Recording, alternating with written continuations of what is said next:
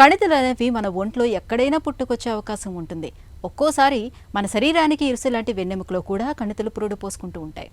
ఈ కణితులనేవి హానికరం కానివి ఉండొచ్చు, లేదా క్యాన్సర్ కణితులు కూడా అయి ఉండొచ్చు.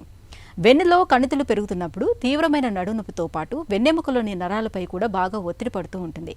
వీటి మూలంగా కాళ్ళు, చేతుల్లో స్పర్శ జ్ఞానం తగ్గడం వంటి లేనిపోని అనర్థాలు కూడా తలెత్తే ప్రమాదం ఉంటుంది. వెన్నులో పుట్టుకొచ్చే కణితుల గురించిన పూర్తి వివరాలని డాక్టర్ని అడిగి ఇప్పుడు తెలుసుకుందాం. వెన్నెముకలోనూ క్యాన్సర్ వస్తుందా? స్పైన్లో క్యాన్సర్లు వచ్చే అవకాశం చాలా కామన్గా ఉంటుంది.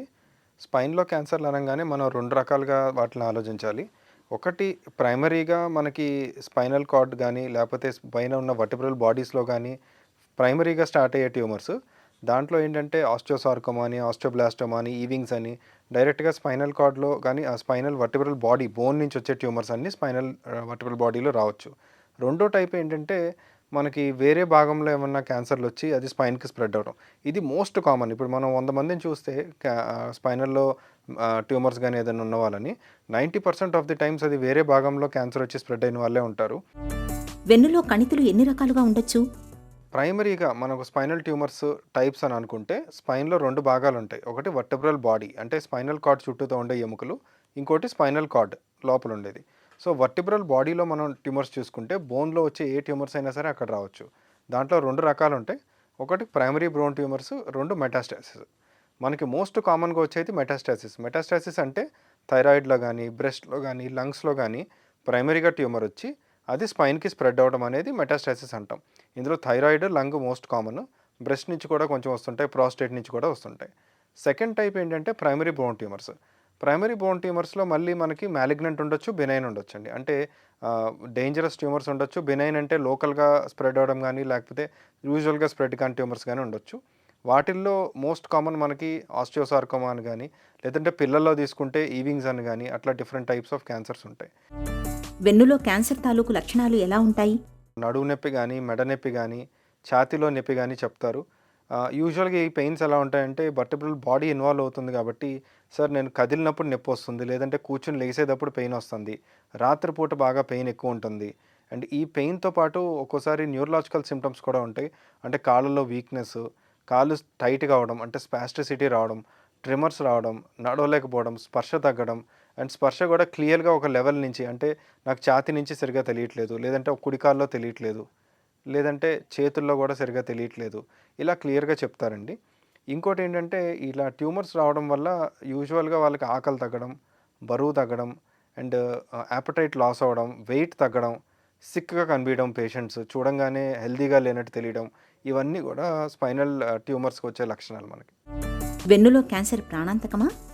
ఎప్పుడైనా మనకి పేషెంట్స్ వచ్చి మన దగ్గరికి చూడండి ఇలా బ్యాక్ పెయిన్ వస్తుంది, వెయిట్ లాస్ ఉంది, ఫీవర్ ఉంది, అప్పుడప్పుడు జ్వరం వస్తుంది, రాత్రిపూట ఎక్కువ పెయిన్ లాస్ ఉంది, అండ్ హెల్తీగా కనిపించట్లేదంటే మనం ఇమీడియట్గా ఆలోచించకుండా ఇన్వెస్టిగేట్ చేసుకోవాల్సి ఉంటుంది. దాన్ని చిన్న చిన్న ఫ్రాక్చర్స్తో కూడా మన దగ్గరకు వస్తుంటారు.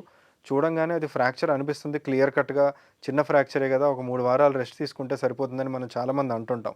కానీ యూజువల్గా బోన్స్ వీక్ అయినప్పుడు ఏ మైలోమాస్లోనో లేకపోతే లింఫోమాస్లోనో చిన్న దెబ్బకే ఫ్రాక్చర్ అయ్యే అవకాశాలు ఉంటాయి. ఉత్త ఆస్టియోపోరోసిసే కాదు, చిన్న చిన్న ఇట్లాంటి మైలోమాస్లో వాటిల్లో మనకి పెథలాజికల్ ఇంజరీస్ అవ్వడం చాలా కామన్. ఇలాంటి సిచ్యువేషన్స్లో మనకి ఫ్రాక్చర్ కొంచెం సస్పీషియస్గా ఉన్న ఏజ్, దానికి తగ్గట్టుగా అనుకూలంగా ఉండే ట్యూమర్స్కి అనుకూలంగా ఉండే ఏజ్ అంటే 60 to 80 years మధ్యలో ఉన్నా సరే, అండ్ వాటితో పాటు కొంచెం క్రానిక్ సిమ్టమ్స్ అంటే చాలా రోజుల నుంచి నడుము నొప్పి, చాలా రోజుల నుంచి మల్టిపుల్ బోన్ పెయిన్స్ ఉన్నా సరే, మనం వాటిని బయాప్సీతో కానీ లేకపోతే ఫర్దర్ పెట్ స్కాన్ కానీ, ఎంఆర్ఐ కానీ, లేకపోతే సిటీ స్కాన్ కానీ అలాంటివి చేసి డెఫినెట్గా ఒక స్పైన్ సర్జన్ని కలిసి, ఆంకాలజిస్ట్ని కూడా కలిసి దాన్ని ఇన్వెస్టిగేట్ చేసుకుంటాం చాలా ఇంపార్టెంట్. వెన్నులో క్యాన్సర్ని ఎలా నిర్ధారించుకుంటారు? ఒకటి ఎక్స్రేస్. నెక్స్ట్ ఎక్స్రేలో మనకి ఏమన్నా డౌట్ అనిపిస్తే ఎంఆర్ఐ స్కాన్. ఎంఆర్ఐలో డెఫినెట్గా మనకి ఇది ఇన్ఫెక్షన్ లాగా కానీ లేకపోతే ట్యూమర్ లాగా కానీ ఉంది, నార్మల్ డిస్క్ ప్రాబ్లంలా లేదు అంటే అప్పుడు ఇది ప్రైమరీయా సెకండరీయా కనుక్కుంటాకి మనం పెట్ స్కాన్ చేయొచ్చు. పెట్ స్కాన్లో మనకి మల్టిపుల్ ఏరియాస్లో ఉన్నాయి అనుకుంటే డెఫినెట్గా అది క్యాన్సర్కి సంబంధించిన ఇవే అవుతాయి. లేదు పెట్ స్కాన్లో ఒక్కచోటే ఉంది, ఓన్లీ స్పైన్లోనే ఉంది, కానీ ఇది ఇన్ఫెక్షన్ లాగా లేదు, మోస్ట్లీ ట్యూమరే అనిపిస్తే మనం అప్పుడు దాని నుంచి బయాప్సీ, ఇప్పుడు లేటెస్ట్ టెక్నాలజీస్ చిన్న నీడిల్స్తోనే లోకల్ ఎనస్థీషియాలోనే చేయడం కూడా జరుగుతుంది బయాప్సీ. ఇప్పుడు రోబోట్ నావిగేషన్ ఉన్న దాంతో మనకు టార్గెటెడ్గా ఎక్కడి నుంచి కరెక్ట్గా బయాప్సీ తీయాలి, ఆ ట్యూమర్లో కూడా ఏ పార్ట్ నుంచి తీయాలి అనేది కూడా మనం టార్గెట్ చేసి తీయొచ్చు. ఈ టెస్టులు చేయడం వల్ల మనకి ఈజీగా 99.9% అది ఏ ట్యూమరు, ఏ స్టేజ్లో ఉంది, అది ఏ గ్రేడ్లో ఉంది, దాని ప్రోగ్నోసిస్ ఎలా ఉంటుంది, దాన్ని కంప్లీట్గా మనం సర్జరీతో ఎక్సైజ్ చేయొచ్చా, లేదంటే ఆ ట్యూమర్కి మెడిసిన్స్ ఇచ్చి కొంచెం కీమోథెరపీ లాంటివి ఇచ్చి కొంచెం దాని సైజ్ తగ్గించి తర్వాత ఎక్సైజ్ చేయొచ్చా, లేదు మెటబాలిక్ చేంజెస్తో దాన్ని ఏమన్నా మనం తగ్గించవచ్చా, ఇవన్నీ కూడా మనకి ఐడియా వస్తుంది. వెన్నులో క్యాన్సర్కు చికిత్స ఎలా ఉంటుంది? ప్రైమరీగా వర్టిబ్రల్ బాడీలోనే వచ్చింది, ఇంకా పక్కన ఎక్కడికి పాకలేదు అని మనం అనుకుంటే, అండ్ ఈ ట్యూమర్ మామూలు మెడికేషన్స్కి అనుకూలంగా ఉన్నది అని అనిపిస్తే యూజువల్గా ఆంకాలజిస్ట్తో మాట్లాడి మనం కీమోథెరపీ స్టార్ట్ చేసుకుని ఒక 3 to 4 వీక్స్, ఆ తర్వాత మనం దాని సైజ్ కొంచెం తగ్గించిన తర్వాత మైక్రో మెటాస్టాసిస్ క్యూర్ తగ్గించిన తర్వాత ఎండ్ బ్లాక్ ఎక్సిషన్ చేసే అవకాశాలు ఉంటాయి. అంటే కంప్లీట్గా ఆ గడ్డని మనం తీసేయచ్చు. ఈ ట్యూమర్ ఎక్సైజ్ చేసిన తర్వాత ఆ లోకల్గా ఉన్న మిగిలిన మార్జిన్స్ నుంచి కూడా మనం బయాప్సీస్ తీసుకుని వాటి రిపోర్ట్స్ కూడా చెక్ చేయాల్సి ఉంటుంది. వాటిల్లో ఇంకేమన్నా ట్యూమర్ కణాలు ఉంటే చాలా వాటికి మనం రేడియేషన్ కూడా ఇవ్వాల్సి వస్తుంది లోకల్గా, లేదంటే మళ్ళీ కీమోథెరపీ సైకిల్స్ ఇవ్వాల్సి వస్తుంది. ఇక్కడతో మనకి అవ్వదండి. ఇది అన్నీ అయిపోయిన తర్వాత కూడా ఎవ్రీ 2 to 3 months మనం పేషెంట్ని కంపల్సరీ ఫాలో చేసుకోవాల్సి ఉంటుంది. వెన్ను క్యాన్సర్ చికిత్సలో కొత్తగా వచ్చిన మార్పులేంటి? Most of the time PET scan మనకి 0.5 సెంటీమీటర్స్ కన్నా ఎక్కువ ఉన్న లీజన్స్ అన్ని డిటెక్ట్ చేస్తుంది. దాని తర్వాత మనం బోన్ స్కాన్స్ కూడా చేయొచ్చు కొన్ని ఇన్ఫెక్షన్స్ అని ఏమన్నా డౌట్ వస్తే.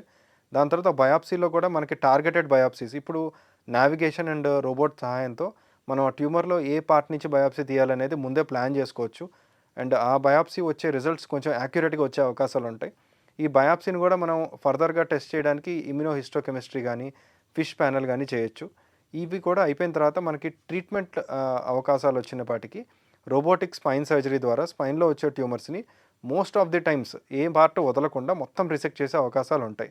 అన్లెస్ ఆ ట్యూమర్ని వెజల్స్కి ఇన్వాల్వ్ అయ్యింది అండ్ చుట్టూతా ఉన్న పెరిటోనియంకి కానీ రెట్రోపెరిటోనియల్ స్పేస్లో కానీ అది పాకింది, లేదంటే మెయిన్ స్పైనల్ కార్డ్ని కూడా కంప్లీట్గా ఇన్వాల్వ్ అయ్యింది, ఇలాంటి సిచ్యువేషన్స్లో తప్ప కొంచెం ఏమాత్రం మనకి ప్లేన్స్ కరెక్ట్గా దొరికినా సరే కంప్లీట్గా ట్యూమర్ని ఫ్రంట్ నుంచి లేకపోతే బ్యాక్ నుంచి కొన్నిసార్లు కంప్లీట్గా వెనకాల సైడ్ నుంచే మొత్తం ట్యూమర్ అంతా తీసేసే అవకాశాలు ఉంటాయి. వెన్నులో క్యాన్సర్ని నివారించుకోవచ్చా? మనం రొటీన్గా తినే డైట్ కానీ, గుడ్ స్లీప్ ఉండాలి, హార్మోనల్ ఇంబ్యాలెన్సెస్ రాకుండా మంచి స్లీప్ ఉండాలి, స్ట్రెస్ లెవెల్స్ తగ్గించుకోవాలి. సిగరెట్ స్మోకింగ్ అండ్ ఆల్కహాల్ డెఫినెట్గా we have a direct correlation with spinal tumours also, because mets అన్నీ అక్కడి నుంచి లంగ్ నుంచి వస్తాయి కాబట్టి. సో ఇవి కూడా తగ్గించాలి. అండ్ స్క్రీనింగ్ చాలా ఇంపార్టెంట్ అండి. There are various tumours in India which have to be screened అయితే పర్టికులర్ టైం. అంటే ప్రతి ట్యూమర్కి ఒక ఏజ్ నుంచి స్క్రీనింగ్ ఉంటుంది. లైక్ బ్రెస్ట్ ఉందంటే ఇయర్లీ మ్యామోగ్రామ్ చేయించుకోవాలి, కోలాన్ ఉందంటే యూఎస్లో 40 years నుంచి, ఇండియాలో మేబీ 50 years నుంచి we have to do a colonoscopy every 5 years. అలాగే రొటీన్ బ్లడ్ టెస్ట్లు ఇయర్కి ఒకసారి మనం యూజువల్గా బ్లడ్ టెస్ట్లు తీసుకుంటే ఏదైనా బ్లడ్కి సంబంధించినవి కానీ ఏమైనా ఉంటే అవి కూడా స్క్రీన్ చేసుకోవచ్చు.